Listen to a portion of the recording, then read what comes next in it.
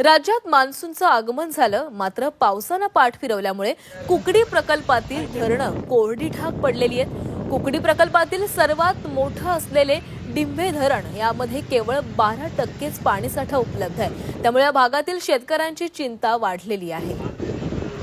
या डिंभे धरण परिसरातून आढावा घेतलेला आहे आमचे प्रतिनिधी हेमंत चापुडे यांनी। सह्याद्रीच्या पर्वतरांगा परिसरात सध्या ढग दाटून येत असले तरी पावसाने मात्र पाठ फिरवली आहे। मी सध्या कुकडी प्रकल्पातील सर्वात मोठा असलेल्या डिंभे धरणावरती आलेलो आहे। आपण या ठिकाणी जर पाहिलं तर धरणाची पाणी पातळी ही खालवलेली आहे। धरणामध्ये केवळ आजच्या स्थितीला 12%च पाणी साठा उपलब्ध असून 13.5 TMC पाणी क्षमता असलेल्या या धरणामध्ये आजच्या स्थितीला केवळ 2.5 TMC पाणी साठा उपलब्ध आहे। यातला 1 TMC पाणी साठा हा मृत पाणी साठा असून 1.5 TMC पाणी साठा शेतकऱ्यांना यापुढच्या काळात शेतीसाठी आणि पिण्यासाठी उपयुक्त ठरणार आहे। त्यामुळे यापुढच्या काळात शेतकऱ्यांना मोठ्या पावसाची प्रतीक्षा असणार आहे।